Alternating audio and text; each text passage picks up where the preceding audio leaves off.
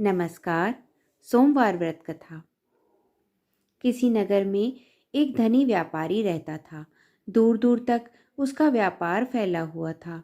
नगर के सभी लोग उस व्यापारी का सम्मान करते थे। इतना सब कुछ संपन्न होने के बाद भी वह व्यापारी बहुत दुखी रहता था, क्योंकि उसका कोई पुत्र नहीं था, जिस कारण अपनी मृत्यु के पश्चात व्यापार के उत्तराधिकारी की चिंता उसे हमेशा सताती रहती थी।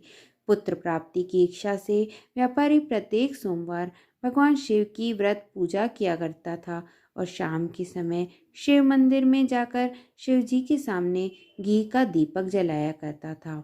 उसकी भक्ति देखकर माँ पार्वती प्रसन्न हो गई और भगवान शिव से उस व्यापारी की मनोकामना पूर्ण करने का निवेदन किया।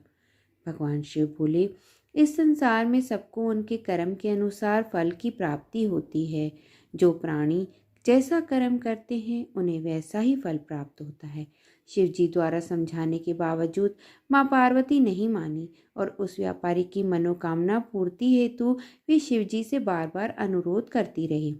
अंततः माता के आग्रह को देखकर भगवान भोलेनाथ को उस व्यापारी को पुत्र प्राप्ति का वरदान देना पड़ा।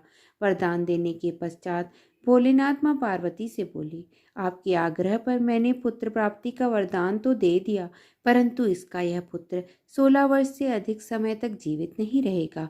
उसी रात भगवान शिव उस व्यापारी के स्वप्न में आए और उसे पुत्र प्राप्ति का वरदान दिया। उसके पुत्र के 16 वर्ष तक जीवित रहने की भी बात बताई। भगवान के वरदान से व्यापारी को खुशी तो हुई, लेकिन पुत्र की अल्पायु की चिंता ने उस खुशी को नष्ट कर दिया। व्यापारी पहले की तरह सोमवार के दिन भगवान शिव का विधिवत व्रत करता रहा। कुछ महीनों के बाद उसके घर एक अति सुंदर बालक ने जन्म लिया और घर में खुशियां ही खुशियां भर गई। बहुत धूमधाम से पुत्र जन्म का समारोह मनाया गया, परंतु व्यापारी को पुत्र जन्म की अधिक खुशी नहीं हुई, क्योंकि उसे पुत्र की अल्पायु के रहस्य का पता था। जब पुत्र 12 वर्ष का हुआ तो व्यापारी ने उसे उसके मामा के साथ पढ़ने के लिए वाराणसी भेज दिया। लड़का अपने मामा के साथ शिक्षा प्राप्ति हेतु चल दिया। रास्ते में जहाँ भी मामा भांजे विश्राम हेतु रुकते, वहीं यज्ञ करते और ब्राह्मणों को भोजन कराते। लंबी यात्रा के बाद मामा भांजे एक नगर में पहुंचे। उस दिन नगर के राजा की कन्या का विवाह था, जिस कारण पूरे नगर को सजाया गया था। निश्चित समय पर बारात आ गई, लेकिन वर का पिता अपने बेटे के एक आंख से काने होने के कारण बहुत चिंतित था। उसे भय था कि इस बात का पता चलने पर कहीं राजा विवाह से इनकार न कर दे, इससे उसकी बदनामी भी होगी। जब वर के पिता ने व्यापारी के पुत्र को देखा तो उसके मस्तिष्क में एक विचार आया। उसने सोचा, क्यों न इस लड़के को दूल्हा बनाकर राजकुमारी से विवाह करा दूं। विवाह के बाद उसको धन देकर विदा कर दूंगा और राजकुमारी को अपने नगर ले जाऊंगा। वर के पिता ने लड़के के मामा से इस संबंध में बात की। मामा ने धन मिलने के लालच में वर के पिता की बात स्वीकार कर ली। लड़के को दूल्हे का वस्त्र पहनाकर राजकुमारी से विवाह करा दिया गया। राजा ने बहुत सारा धन देकर राजकुमारी को विदा किया।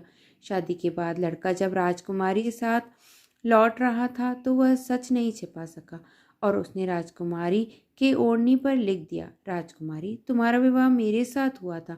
मैं तो वाराणसी पढ़ने के लिए जा रहा हूँ और अब तुम्हें जिस नवयुवक की पत्नी बनना पड़ेगा वह कान्हा है। जब राजकुमारी ने अपनी ओढ़नी पर लिखा हुआ पढ़ा तो उसने कान्हे लड़के के साथ जाने से इनकार कर दिया। राजा को जब ये बात पता लगी तो उसने राजकुमारी को महल में ही रख लिया। उधर लड़का अपने मामा के साथ वाराणसी पहुंच गया और गुरुकुल में पढ़ना शुरू कर दिया। जब उसकी आयु 16 वर्ष की हुई तो उसने यज्ञ किया। यज्ञ की समाप्ति पर ब्राह्मणों को भोजन कराया और खूब अन्न वस्त्र दान की। रात को वह अपने शयन कक्ष में सो गया।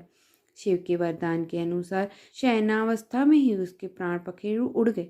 सूर्योदय पर मामा मृत भांजे को देखकर रोने पीटने लगा।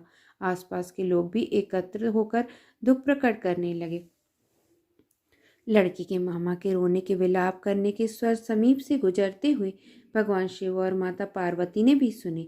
माता पार्वती ने भगवान से कहा, प्राणनाथ, मुझे इसके रोने के स्वर सहन नहीं हो रहे हैं।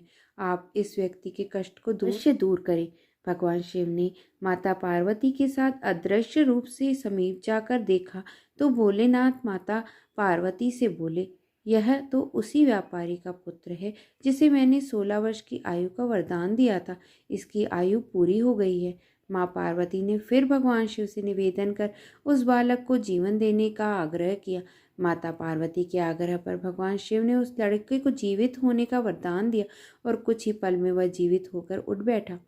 शिक्षा समाप्त करके लड़का मामा के साथ अपने नगर की ओर चल दिया। दोनों चलते हुए उसी नगर में पहुंचे जहां उनका विवाह हुआ था। उस नगर में भी यज्ञ आयोजन किया। समीप से गुजरते हुए नगर के राजा ने यज्ञ का आयोजन देखा और उसने तुरंत ही उस लड़के को, उसके मामा को पहचान लिया।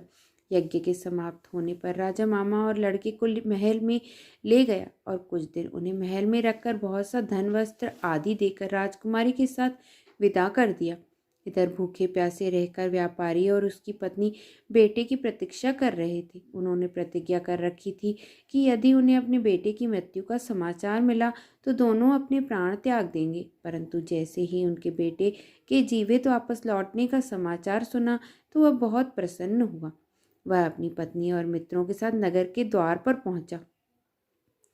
अपने बेटे के विवाह का समाचार सुनकर पुत्रवधू राजकुमारी को देखकर उसकी खुशी का ठिकाना न रहा। उसी रात भगवान शिव ने व्यापारी के स्वप्न में आकर कहा, हे श्रेष्ठी, मैंने तेरे सोमवार के व्रत करने और व्रत कथा सुनने से प्रसन्न होकर तेरे पुत्र को लंबी आयु प्रदान की है। पुत्र की लंबी आयु जानकर व्यापारी बहुत प्रसन्न हुआ। शिव भक्त होने तथा सोमवार का व्रत करने से व्यापारी की सभी मनोकामनाएं पूर्ण हुई। इसी प्रकार जो भक्त सोमवार का विधिवत व्रत करते हैं और व्रत कथा सुनते हैं उनकी सभी इच्छाएं पूरी होती हैं। बोलो भोलेनाथ महाराज की जय।